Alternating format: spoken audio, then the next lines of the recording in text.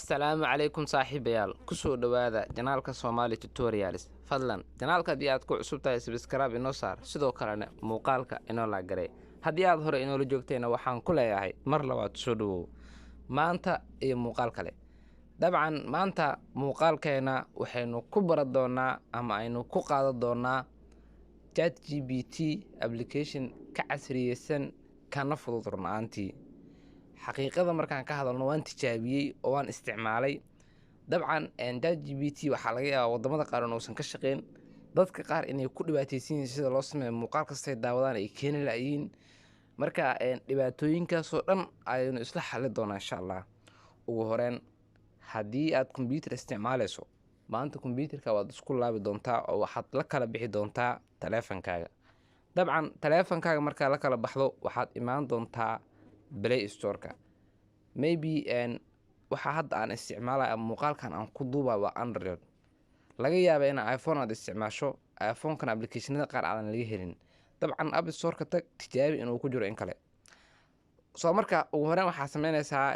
meesha searching-ka waxaa ku qoraysaa qoraalkaas meesha ugu qoran oo ay tahay Hi Assistance inta meesha ugu qoran markaa sida u qorato waxaa leedahay kaliya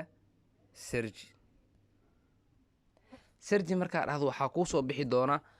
dashboardkan ama applicationkan sawirkan uu saaran yahay kadibna waxaa dhihi doontaa install dabcan applicationkan kaagama baahna wax rajisgareys ah kaagama baahna gmail inaad ku xirto kaagama baahna inaad informationkaaga magacaaga emailkaaga aad geliso kaagama baahna in markaas wadanka aad joogto lagu qiimeeyo oo lagu dhaho Soomaaliya kama shaqeeyo dabcan waa la soo degaysaa hawshaada kaliya wadanaysaa wax aad sameynayso ma jirto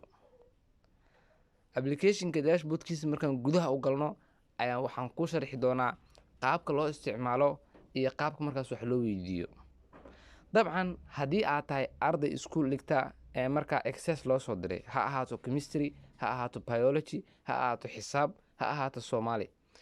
sidoo kale haddii aad tahay arday jaamacad dhigta marka assignment loo soo diray isna markaas inuu wax soo raadiyo wax soo baro loo soo diray wuu ku anfacayaa sidoo kale haddii aad tahay qof blog ah oo wax qora ama article soo gudbiya ama social media su'aalo soo dhigay jawaabo wuu ku anfacayaa dabcan applicationkan waa application cajiib ah runaantii hadda waa inoo soo degay dabcan markuu soo install gareysmo waxaa leedahay open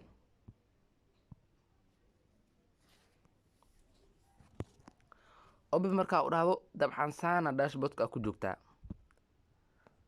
marka halkaa markaa taagan tahay meeshaas u jeedo waxaa taalo 6304 eray dabcan applicationka inaad hore u isticmaalay waxyaalo badan baan ku diyaariyey xitaa screenan ka soo qaado waxaa idin soo dhigay YouTube-ka soo marka qofku markuu cusub yahay marka u horeyso oo la soo dago halka wuxuu ku sii doonaa 8600 8900 ilaa 9000 oo meelahaas 9000 oo afan 9000 oo hadduu ku siiyo oo 9 article oo min kun word ku diyaarsato ka badan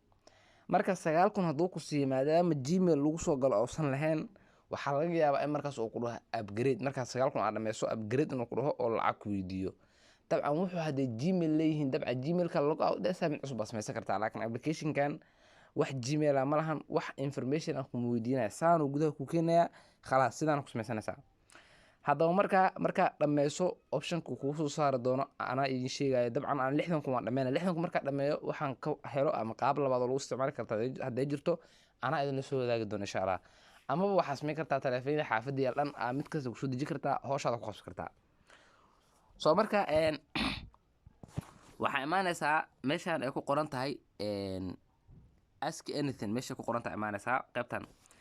marka af Ingiriisi ku qori kartaa af Soomaali ku qori kartaa af Carabi ku qori kartaa hal tusaale aan Carabi nooma saarna taleefanka waa Soomaali Ingiriis tusaale waxaa weydiinaysaa waa maxay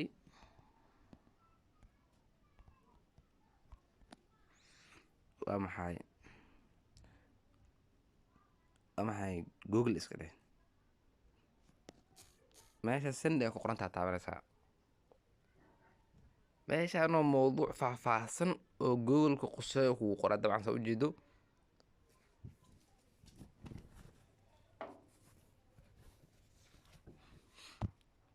weli qoritaan kuu socda amalena dabcan wuu sharaxayaa ilaa iyo 1998 iyo sanad iyo la asaasi iyo waxyaalo badan meeshaan ku qorwa.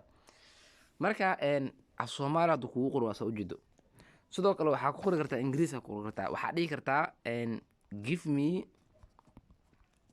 tusaale article harta anaa qorto article-kana marka article-ka qoris title-ka la imaanaysa title-ka marka la imaado waxaa u baahan tahay outline wax la yiraahdo. tusaale waxaa dhahaysaa give me 5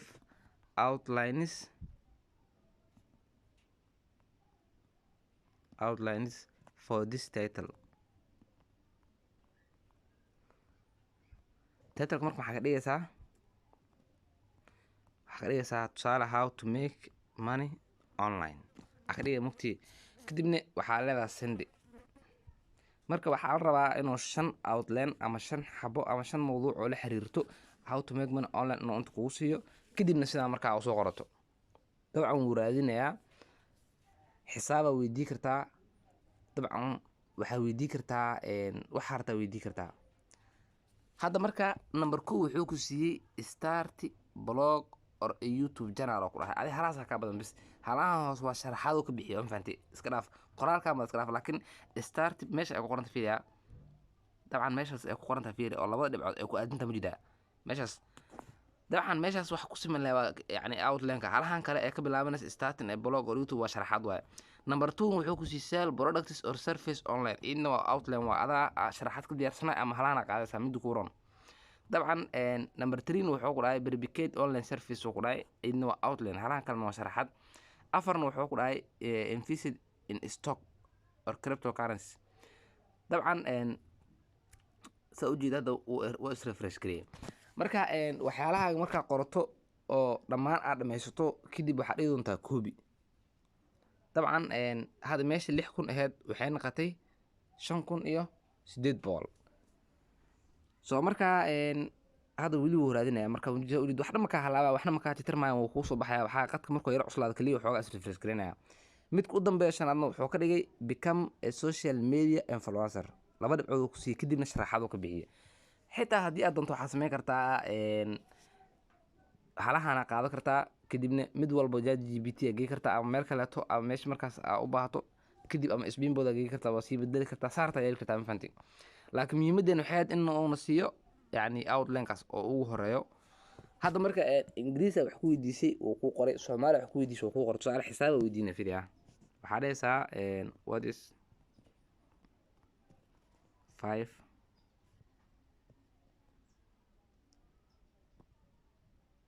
times cow 5 times 7 are mugti intaas markaa qorto jawaabaa laga rabaa dabcan si loo sii refresh gareey haasdiin hadda doo is refresh gareey waxna waa ka tirtirmaasnay wax ka halaaba ma dabcan saa hore u soo aragtay wax walba booskooda ku soo laabanayaan kaliya wuxuu u baahan yahay qad active ah oo quality leh.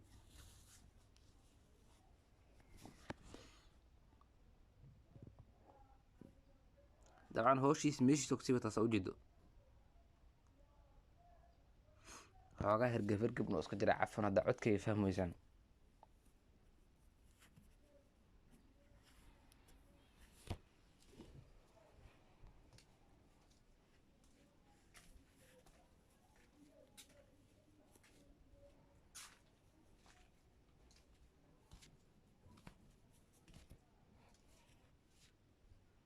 dabcan tan wuu ku daahay marka hadda muhiimadda waxay tahay wax shuruuda ma lahan wax lagu weydiinayo ma lahan la soo deg isticmaal khalaas intaas waa mafahantay. af Soomaali wax ku weydii kartaa waxa doontaa ku weydii kartaa hadda carabi qof oo carabi yaqaan hadda tahay taleefanka carabi uu ku saaran yahay carabi wax ku weydii kartaa carabi uu kaaga jawaaba. marka waxaa jira waxyaalo badan oo markaas update ah oo yani in aan ku arkay online-ka maalin walba waqtigu waa 24 saac every day 4 saac oo kamid ah 24 saac waxaan sameeyaa research ama baaritaan waxyaalo badan aan soo arkaa jiro. sida tusaale waxaa kamid ah in Canva naftirkiisa sawirada ku design gareysaan qaarkiin waa taqaaniin qaarkiin inay aqoon laga yaaba Canva naftirkiisa in article lagu qori karo oo weliba article grammarkiisa oo yani quality uu leeyahay oo wax saxan ay yihiin anaa tijaabiyey. dabcan Canva haddii aasna arataan qaabka wax lagu qoro commentiga iyo wareeba muuqaal idin kala soo diyaar doona insha Allah. waxyaalo badan baa jira dabcan marka weli jawaabtuu raadinaya wuu ku cuslaadaa refresh aan waa baxaya marka waan iska daynaya muuqaalkan u dheeraanayo. dabcan insha Allah muuqaalka xiga aan wada sugaynay oo markaas muuqaalo badan aan kasoo hormariyey mar walba waxaan jeclaa dhalinta inaan update-ka aan ka dabageeyo because yacni saddexdii video ama labadii video u dambeysay waxaa ahayd inaan kasoo hormariyo application-kan ama website-kan la yidhahdo Tumblr kaasoo markaas traffic laga helo. application wuu leeyahay website-na wuu leeyahay midkaa doonta isticmaali kartaa laakiin sidii ahaataba dhib male insha Allah fursad u horeysan helaa kusoo duubi doonaa. haddaba marka ugu dambeyn waxaan ku xasuusinayaa saaxiib janaalka haddii aadan weli subscribe saarin cimaamada nagu tuur oo subscribe inoo saar sidoo kalena muuqaalka like-ta inoo saar si asxaab badan u gaaro